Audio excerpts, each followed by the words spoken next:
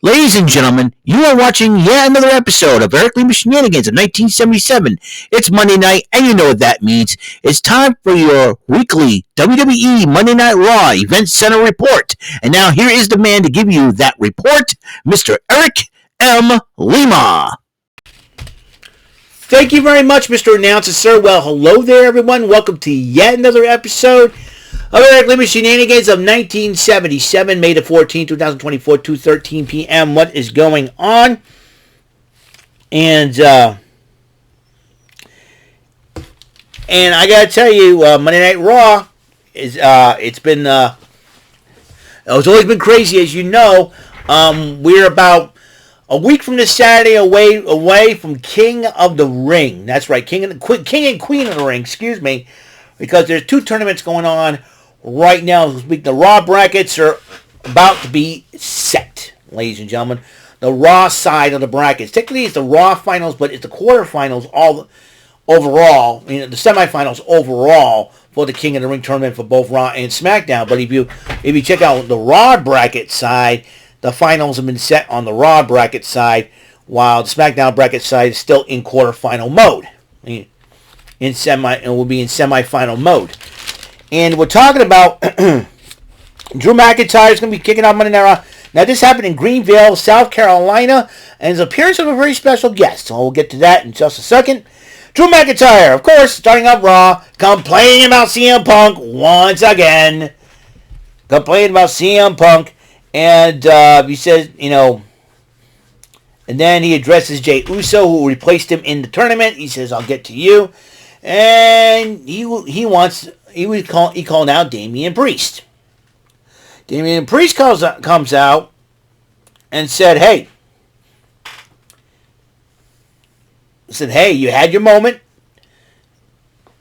You had your moment, but you let CM Punk take it away from it. Take it away from you. You let that happen. It's on you. It's your fault. I'm so glad that, I respect Damian Priest here. Drew McIntyre complains about everything. Oh, this person screwed me. Look in the mirror. You did that to yourself at WrestleMania, you dunce. Come on, man. You're like the Young Bucks' grumpy old dad. Or grumpy old grandfather. Let me tell you. Come on, Drew. Come on. Stop your complaining. Man, if I lost match after match after match, do I blame people? No. But sometimes I would go, I must change. Because if I may be doing something wrong, I have to change. I'm going to have to readapt, reassess my strategy. You got to be more of a thinker than a stinker, Anyways, his bottom line is, you want a shot at the title? You got it. I wouldn't be surprised King and Queen of the Ring in Saudi Arabia. That match could go down. You never know. And then there was an altercation in the parking lot between two of the quarterfinalists, Shayna Baszler and Eio Sky. Now, a little footnote on the Queen of the Ring tournament. Zelina Vega was unable to compete due to injury, so Maxine Dupree replaced her in the tournament, but Shayna Baszler defeated her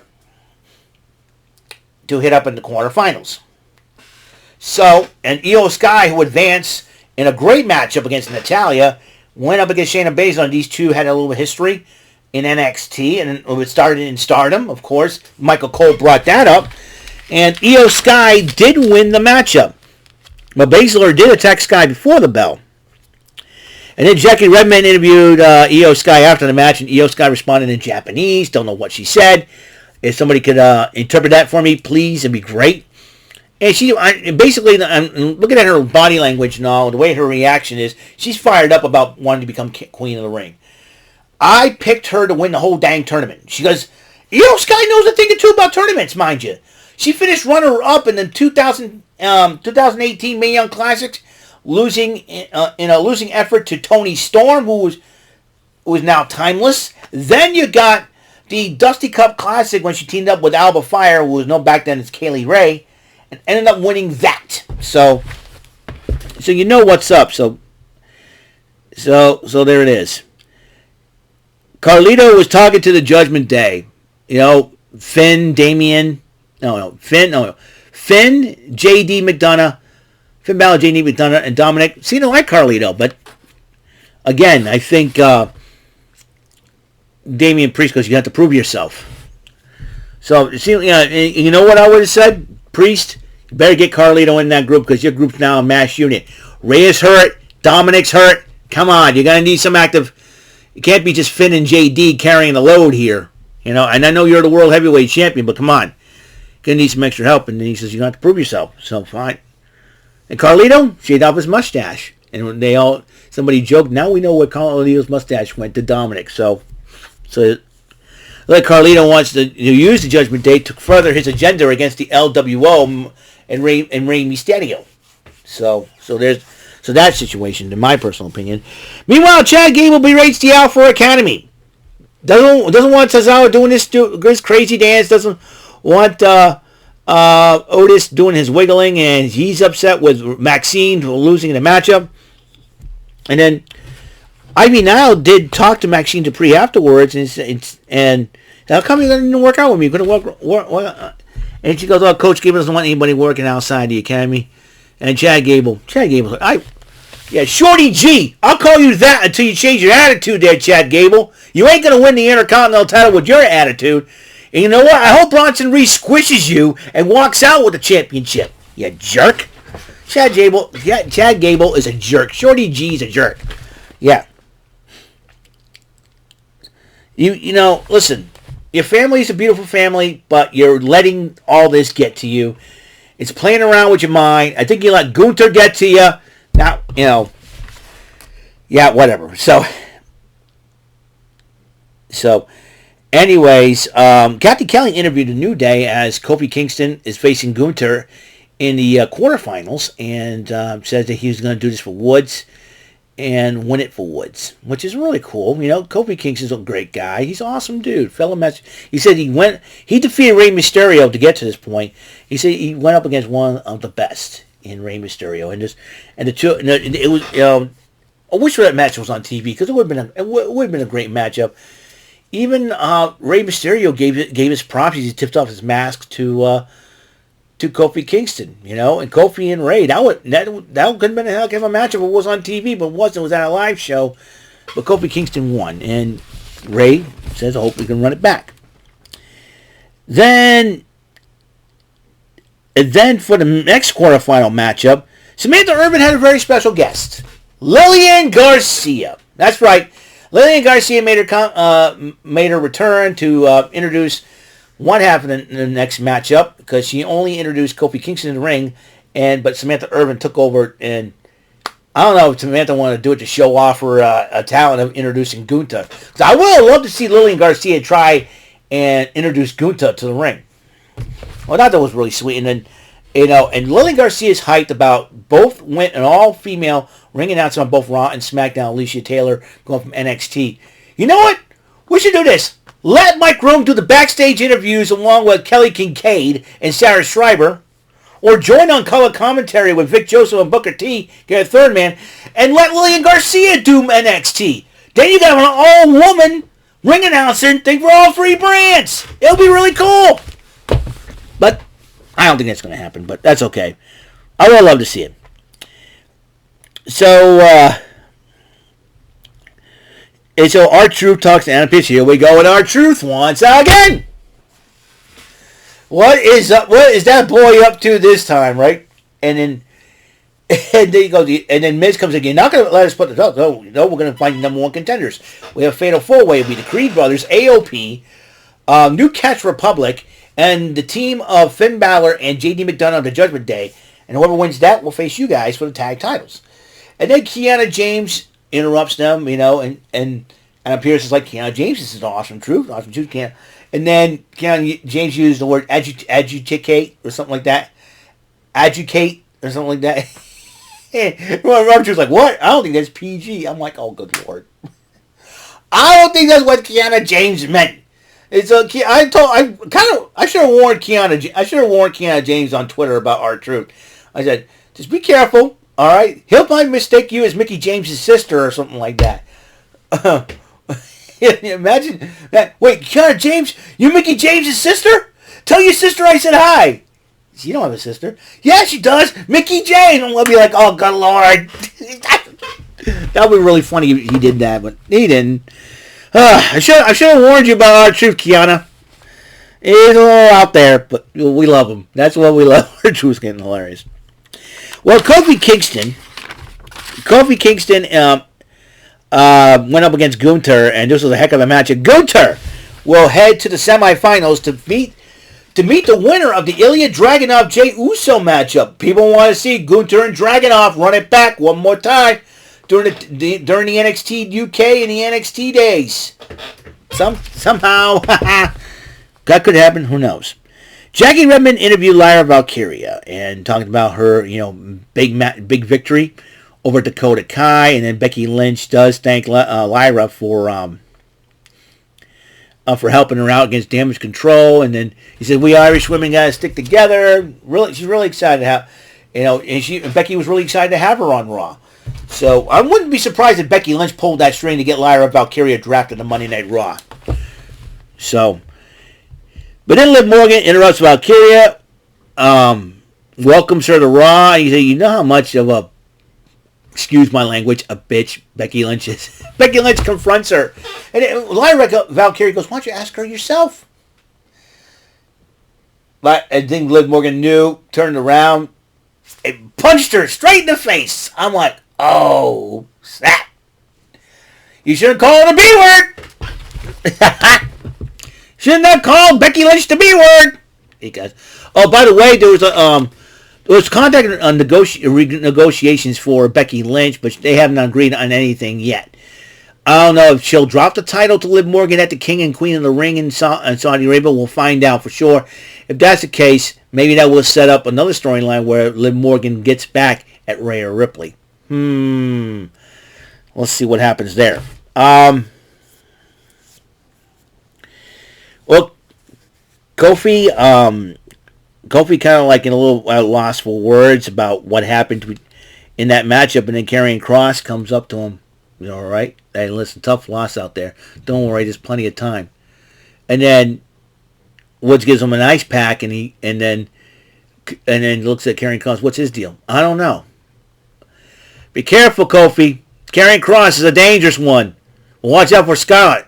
I'll tell you one thing. She may be beautiful, but she distracts ya. Kazam! She got ya. And then Karrion Kross will probably slap on the Kross jacket. You done for, kid. Oh, do say sayonara to your butt. Be careful, Kofi. Be careful. Then Jackie Redmond interviewed Adam Pearce. Imperium was talking, and then Kathy Kelly interviewed Ludwig Kaiser. And she doesn't want to talk right now. And Ludwig Kaiser, I'm telling you something right now. The man's got potential to be a breakout star on his own on Raw, but I think as long as he's under the thumb of Gunter, who knows? But Ludwig Kaiser does respect Gunter, and that's probably, he's loyal to Gunter.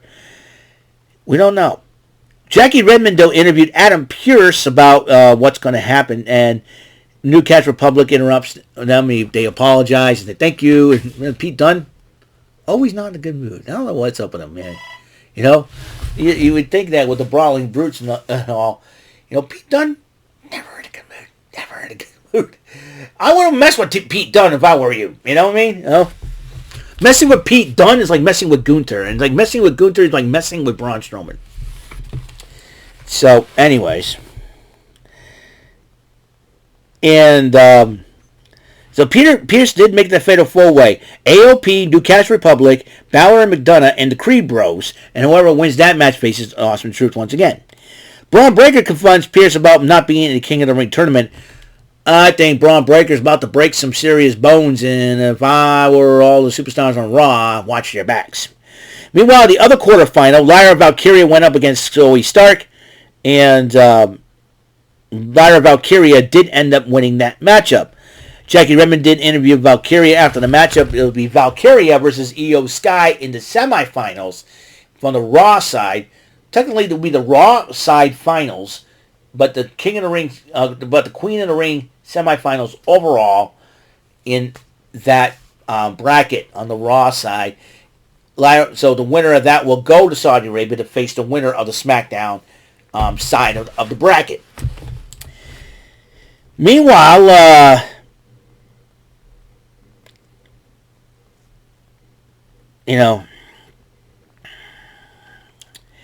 Meanwhile, Jey Uso addresses Ilya Dragunov and looking forward to facing Ilya Dragunov in the main event of the matchup. Sami Zayn went one-on-one with Otis, and Sami Zayn won the match by disqualification when Chad Gable got involved in that matchup, and he berates Otis. Sami Zayn attacks Gable again. Otis pulls him out, and Gable slaps Otis. But I think it's about time Otis, Maxine, and Akira ditch him. Ditch Shorty G. I'll make fun of him and call him Shorty G until he gets his act together. Chad Gable is still a jerk on the planet. Thank you! Shoosh! Yeah, you're going to get shooshed! And like I said, I hope Big Bronson Reed squashes you like a grape.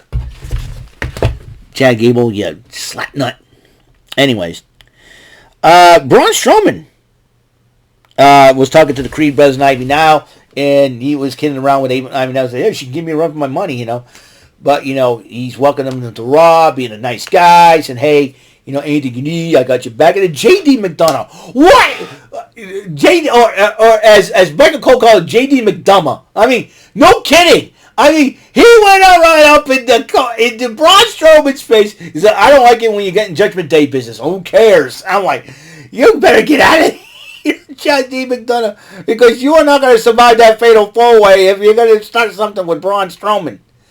Oh, boy. I mean, J.D. McDonough his Klingon-headed mind.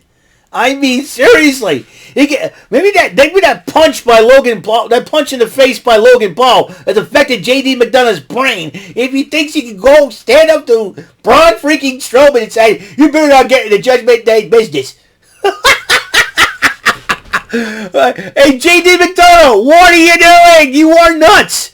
Messing with Braun Strowman is like slapping the Undertaker across the face, doing one of these, and flipping him off. You know what happened to the last person that flipped off the Undertaker?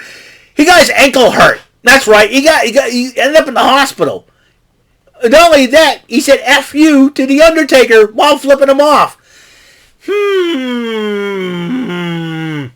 J.D. McDonough, I wouldn't mess with Braun Strowman if I were you. Yep. So, anyways, Becky Lynch and Dakota Kai went one-on-one. It was a heck of a matchup until Eio Sky and Kairi Sane attacking Lynch during the matchup, giving Lynch the win by disqualification. Then Lyra Valkyria evens things up. Then she and Eio almost went at it. And then after, Damage Control cleared the ring, and they were looking, Liv Morgan attacked Lynch from behind. Valkyria. It's like, what's up with that?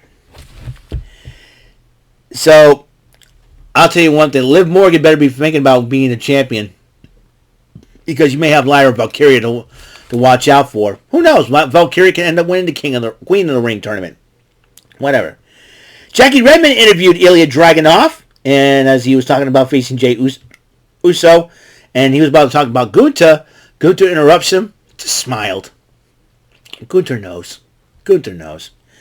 Then the tag team fatal 4-way number one contenders match. Baszler and McDonald, the Judgment Day versus the New Catch Republic as the team of Tyler Bate and Pete Dunne, for those you don't know. The Creed brothers, Julius and Brutus, and the AOP Akam and Razor, backed up by Paul Ellering, Scarlett, and Karrion Kross. And like I said, adding Paul Ellering to a stable of young hotshot wrestlers like a Karrion Kross and the AOP, they can learn under the tutelage of a Hall of Fame legend who managed the Road Warriors, a.k.a. the Legion of Doom, to great tag team greatness. If I were Kross and Scarlett, keep him on, please. Keep Ellering on the payroll of the Final Testament. Anyways, but Carlito got involved during the matchup, attacking Pete Dunne of the New Catch Republic, giving J.D. McDonough and Finn Balor the victory and a shot at tag team titles. And then Lillian Dragonov was getting himself ready, but Ricochet says, "Hey, you and I was a great matchup. You had the victory, but we're going to run it back again. The result could have been a lot more differently. Best of luck. Best of luck to you." So Judgment Day was celebrating the Fatal 4-Way victory, and Damian Priest says, "Hey, that's cool. What you did, that's cool." So who knows? And then they had the King of the Ring quarterfinals, Jey Uso versus Ilya Dragunov. Heck of a matchup. Jey Uso won, and then Gunter confronts Uso after the matchup. Now, I've had a digital exclusive interview. Not that I had, but Jackie Redmond. I watched a digital exclusive interview. Jey Uso says, well, while everybody was yeeting and they had the phone lights on, that's the Fireflies. He thinks about Bray Wyatt, which is a shout out to Bray. I'll tell you one thing, Jey Uso, class act for that, man. I'm telling you. It's like the Fireflies are yeeting, you know? And I'm sure Bray Wyatt be yeeting along with the Fireflies, but who knows when that Wyatt family is coming back. There's lots of rumors they'll be making their debut really, really soon. So, but who is this new version of the Wyatt family? Who is going to be the new leader of the Wyatt family? Are they going to be known as the Wyatt family? We don't know. All I heard is Eric Rowan has signed a contract coming back to the WWE. Braun Strowman's back. This could add up. Who knows what's going to happen? Who knows? So that is it for the Raw Event Center report from May the 13th, 2024. Up and coming next will be the Trebek Tuesday, the 88th edition of Trebek Tuesday, the second Trebek Tuesday of May of 2024. Thank you for tuning in. So, until the next episode comes rolling around, Mr. Announcer, take us home. That is all for today's episode. This is your announcer speaking for Eric Lima Shenanigans of 1977. A Big Beefy E, doing for Bob Saget Productions, and in association with a Raven Bofa Telepictures and Distribution. Thank you for watching today's episode. Tune in next time for another episode of Eric Lima Shenanigans of 1977. Goodbye for now.